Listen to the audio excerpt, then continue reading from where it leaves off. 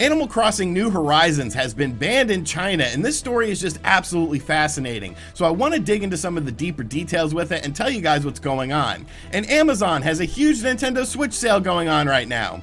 Yep, we're talking about more video games on sale, so if you don't like those styles of videos, you probably won't want to watch this one. What's going on, guys? I'm RGT85. If this is your first time on the channel, be sure to hit that subscribe button. But without any further ado, let's talk about what's going on in the world of video games. So Animal Crossing New Horizons has been an absolute success story for Nintendo. Launching in sort of a questionable time frame with many real-world events happening, the game has been selling exponentially well, but it really wasn't a huge surprise to me, especially when you look at the sales of past Animal Crossing games. This series always sells very well. It allows people who are die-hard Nintendo fans to have something fun to play, but it also brings in a whole new breed of people who maybe don't play many video games, but see this sort of weird simulation-style game where you can just do whatever you want, and a lot of people end up getting attracted to it. Now, since Animal Crossing New Horizons has released, though, of course, there's been some people sort of tugging on the strings of the game. We had a story about a week or so ago on the channel talking about PETA basically villainizing Blathers, making him out to be the Antichrist, and making a guide on how to play Animal Crossing in a vegan-friendly way, because it seems like they weren't really big fans of the game, considering you could do things like fish in the game. And honestly, I get it. You know, I have family members that are vegan. I understand the whole vegan lifestyle. If that's what you want to do, that's fine. But having to sort of conform and play the game in a certain manner by not giving things to the museum that Blathers the Antichrist runs, or not doing things like fishing and catching bugs, like it's just a video game at the end of the day. It is not indicative of real life situations. Hell, there are talking animals that live on your island that talk to you and help you do things like find different things going on within the island, and you partake in events with these people. Like, it's not real life. It's not something to get all bent out of shape about, but I guess PETA is going to PETA. But this next situation is definitely a lot more interesting because it involves China. Now, of course, the potential video game market in China is extremely large. It is one of the most populated countries in the world, so a lot of video game companies are wanting to break into that marketplace. And recently, Nintendo ended up breaking into this marketplace via Tencent, which is a Chinese-based company that handles all the software distribution in China for the Nintendo Switch. Nintendo launched the Nintendo Switch in China, but they cannot launch the games in China because the games are not made by a Chinese company,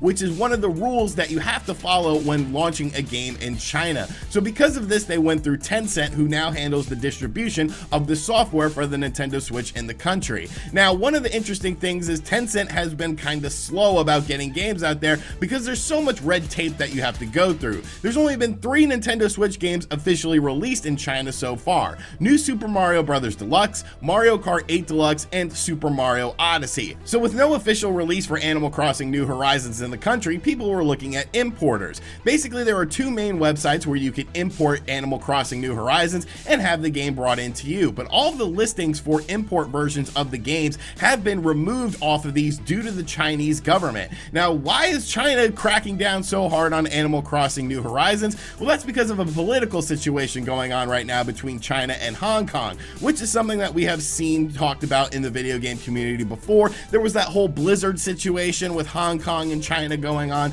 but now because people have been making pro Hong Kong things in Animal Crossing New Horizons, wind of this got around to the Chinese government, and the Chinese government has removed all of the listings for importing Animal Crossing New Horizons. Now, at the time of the filming of this video, there are still ways to get around that. You could go through mom and pop shops, and of course you could use a VPN and basically route it that you are a US citizen or from another country, the UK or whatever, and then get the game digitally on your Nintendo Switch. But as far as getting a physical copy from the 2 main import websites, you can no longer do that. And honestly, I just think it's a matter of time before the Chinese government sort of picks up on how video game distribution works and starts cracking down on these mom and pop shops for selling Animal Crossing New Horizons, and potentially cracking down on consumers who are doing things like changing their VPN in order to get Animal Crossing New Horizons. It's obviously a very sticky situation out there with things like pro Hong Kong material being used in Animal Crossing New Horizons, but I feel like it's just going to get worse before it gets any better. China is definitely a very interesting and unique company when it comes to the video game distribution. If I have any Chinese viewers in the comment section, please let me know how it is with distribution of video games there, because I find this story absolutely absolutely fascinating that the government got so quickly involved with Animal Crossing New Horizons because of user created content and pretty much just put a thwart on this game being sold in the country. So if I have any Chinese viewers, like I said, please let me know in the comment section down below. Reach out to me on social media because I would love to talk to you deeper about this situation because it's just absolutely fascinating to me. And finally, we've been talking a lot about eShop sales lately on the channel. There's a big eShop sale going on right now. Of course, Sega has since then gotten involved with this eShop sale. Ubisoft has also gotten involved in this eShop sale. But another distributor that video games that I want to look at is Amazon, because Amazon is kind of doing a twofold thing right now, where you can get some big first-party Nintendo Switch titles via digital code at a hugely discounted price. And there's also a few physical games on sale for the Nintendo Switch that I also want to highlight as well, because I'm sure my other peers out there who just talk about the first party Switch games just talk about the first party Switch games, but I dug a little deeper to find some good physical sales. So let's of course talk about what games are on sale digitally that you can get a digital code for on Amazon right now. There are 5 first party Nintendo Switch games available for $40 a piece, which if you know anything about first party Nintendo games, these games never go on sale, so you might as well take advantage of it if you've been wanting to get any of these games. We're going to start out with the game that I recommend the most out of the digital sales going on right now, and you know what? It's Donkey Kong Country Tropical Freeze. At $40, I think this game is an absolute bargain. Donkey Kong Country Tropical Freeze might be the most underrated game of all time. It came out on the Wii U, people loved it, but nobody owned a Wii U. Of course, when it came out on the Nintendo Switch, it had that stigma of being a Wii U port, so people didn't really pay attention to it, and it was also $60. But Donkey Kong Country Tropical Freeze is arguably one of the most beautiful games of the past and current generation. They did so much amazing stuff within this game. The gameplay is so tight yet challenging, and it's just a fantastic game. When you look at the lineage of Donkey Kong games, I always feel like Donkey Kong games are some of the games that push the Nintendo Switch hardware the furthest. Look at things like Donkey Kong Country on the Super Nintendo, Donkey Kong 93 on the Game Boy, Donkey Kong 64. Like, Donkey Kong games are usually graphical showcases for systems, and I feel like Donkey Kong Country Tropical Freeze is still a very beautiful game and definitely a game I recommend picking up.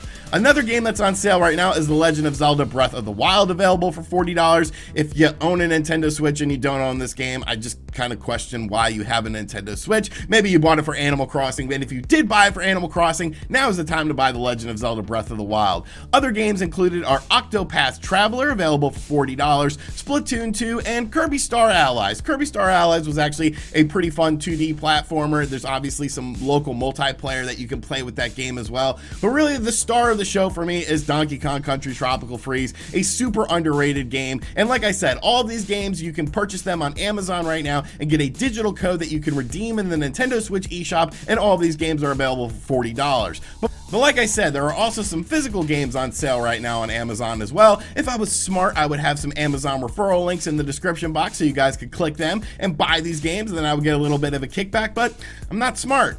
I'm not smart. Civilization 6 is available for just $15. Now, I'm not a big simulation sort of person. You know, I like SimCity, I like Theme Park and Theme Hospital, but Civilization 6 seems to be a very deep game, and the fact that you can get this for $15, I think if you've been sort of waiting on this game, now is probably a very good time to buy it. Obviously, being able to play this game on the go is one of the main draws of it, so for $15, like, you can't beat it. Mortal Kombat 11 is available on sale for just $19.99. Yes, that is actually cheaper than the WB sale that is going on in the Nintendo Switch eShop right now. So if you've been waiting for Mortal Kombat 11, $20, like, you can't beat it. Another game that's actually available on the Nintendo Switch eShop for $23.99, but is available for just $20 physically, is of course Assassin's Creed The Rebel Collection for the Nintendo Switch. Really a fantastic game. Yes, you do have to download Assassin's Creed Rogue. Only Assassin's Creed 4 is on the cartridge, but it's such a good port of Assassin's Creed 4, and that's just a very timeless game in my opinion.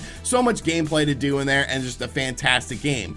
Ni no Kuni Wrath of the White Witch is available for $29.83, which I believe is the cheapest I've seen the physical edition or even the eShop edition on sale for. So if you're looking for a great RPG, that's definitely a game worth checking out. And The Witcher 3 is available for $44.99, and yes, you can get it cheaper on the PS4 or the Xbox One, but if you don't own those systems or you just want to play The Witcher portably, The Witcher 3 on the Nintendo Switch is absolute madness. The fact that they've even done an update since the original release of the game where they included a bunch of graphical options that you can adjust on the fly in order to make the game look better either on your television or in handheld mode. It's just a testament to how well this game has been doing. The game has sold nearly 1 million copies on the Nintendo Switch, which is very impressive considering how long it's been available on other platforms. And of course, you get all those cool physical goodies that come with The Witcher 3 Physical Edition as well. So like I said, The Witcher 3 is available for $44.99, and this is probably one of the best prices you'll see for this game for a little while. Alright, so that is going to do it for today's video, but before we wrap up, I do want to let you guys know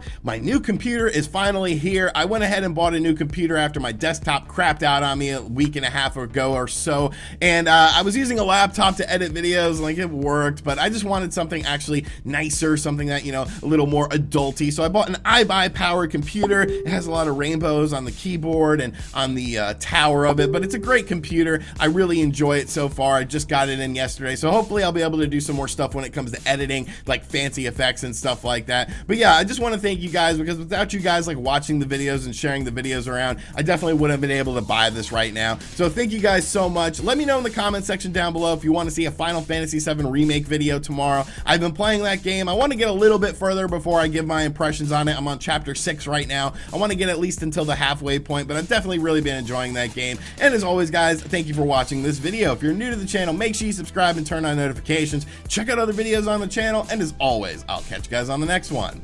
Later.